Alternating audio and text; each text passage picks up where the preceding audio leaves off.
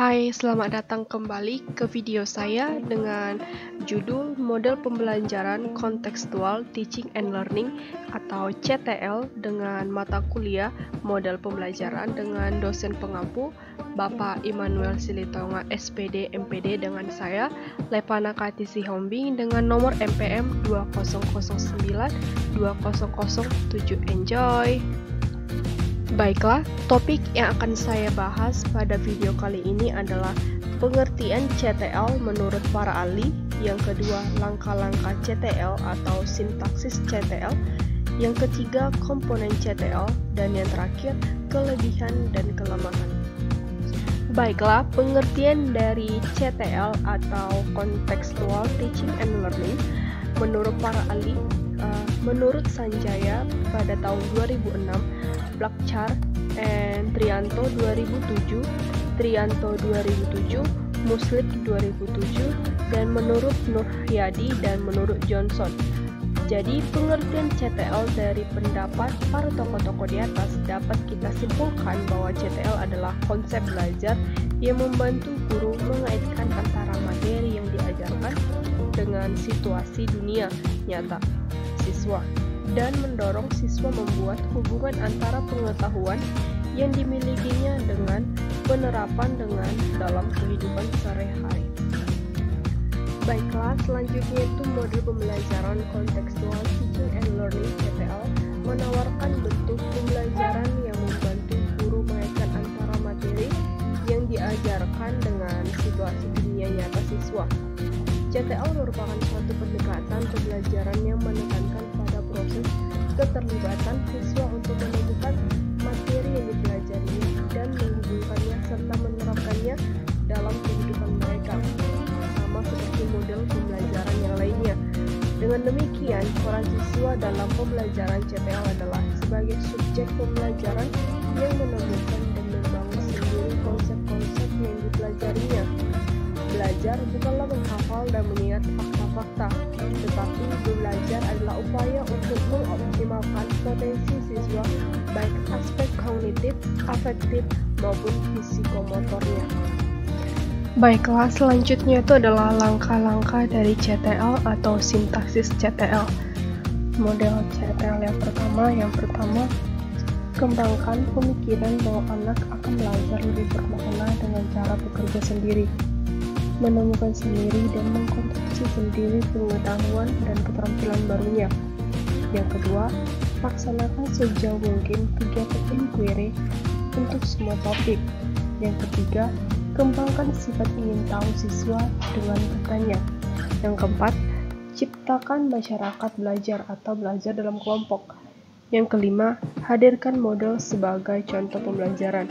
Yang keenam, lakukan refleksi di akhir pertemuan.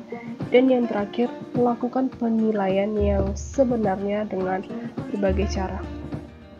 Baiklah, selanjutnya itu adalah pemodelan CTL 2 atau model Contextual Teaching and Learning atau modeling, pemusatan pemerhatian, motivasi, penyampaian, komposisi, tujuan, pengarahan, petunjuk, arah-arah. Yang kedua, questioning atau eksplorasi, membimbing, memimpin, mengarahkan, mengembangkan, evaluasi, inquiry, dan generalisasi. Yang ketiga, learning community atau seluruh siswa berpartisipasi dalam belajar kelompok dan individual atau berpikir dan bekerja menggunakan berbagai kegiatan dan percobaan. Yang keempat, inquiry, identifikasi, hipotesis, generalisasi, dan menemukan.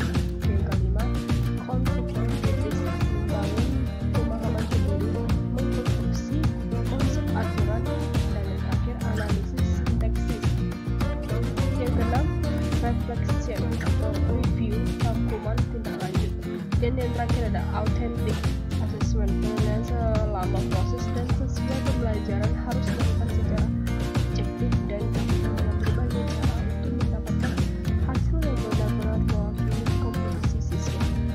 Yang selanjutnya, model CTL 3 menurut bahwa secara garis besar penerapan pendekatan kontekstual dapat dilakukan dengan langkah-langkah sebagai berikut.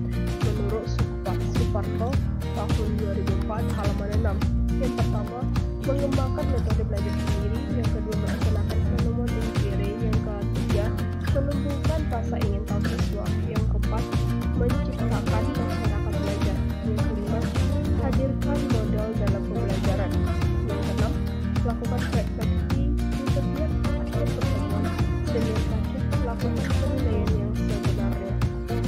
Komponen dari mode pembelajaran kontekstual teaching and learning atau CTL. Beberapa komponen utama dalam pembelajaran kontekstual menurut Johnson tahun 2000 halaman 65 yang dapat diuraikan sebagai berikut. Yang pertama, lakukan hubungan yang bermakna, making meaningful connection. Yang kedua, melakukan kegiatan-kegiatan yang berarti, doing significant words. Yang ketiga, belajar yang diatur sendiri atau self-regular learning. Yang keempat, belajar yang diatur sendiri atau self. Selanjutnya, berpikir kritis dan kreatif atau critical and creative thinking. Yang selanjutnya, mengasuh atau memelihara pribadi siswa atau nurturing and individual. Yang selanjutnya, mencapai standar yang tertinggi atau reaching high standard. Dan yang terakhir, menggunakan penilaian yang otentik atau using authentic assessment. Baiklah, selanjutnya itu kelebihan dan kelemahan. Kelebihan dari mode pembelajaran CTL. Yang pertama, memberikan kesempatan kepada siswa untuk dapat maju terus sesuai dengan potensi yang dimilikinya. Yang kedua, siswa dapat berpikir kritis dan kreatif dalam mengumpulkan data, memahami suatu isu dan memecahkan masalah dan dapat lebih kreatif.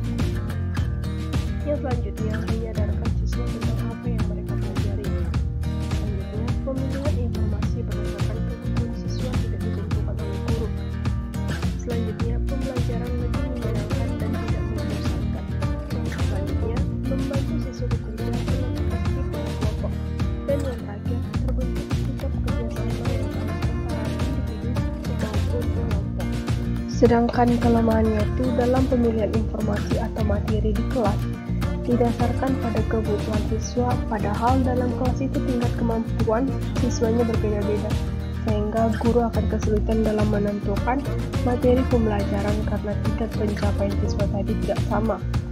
Yang kedua, tidak efisien karena membutuhkan waktu yang agak lama dan dalam proses pembelajaran. Yang selanjutnya, dalam proses pembelajaran dengan model CTL akan nampak jelas antara siswa yang memiliki kemampuan tinggi dan siswa yang memiliki kemampuan kurang, yang kemudian menimbulkan rasa tidak percaya diri bagi siswa yang kurang kemampuannya. Dan yang terakhir, kelemahan dari model pembelajaran CTL bagi siswa yang tertinggal dalam proses pembelajaran dengan CTL, ini akan terus tertinggal dan sulit mengejar ketertinggalan, karena dalam proses pembelajaran ini kesuksesan siswa tergantung dari keaktifan dan usaha sendiri. Jadi siswa yang dengan baik mengikuti setiap pembelajaran dengan model ini tidak akan menunggu teman yang tertinggal dan mengalami kesulitan. Demikianlah hasil video saya yang tentang kelemahan dari CTL.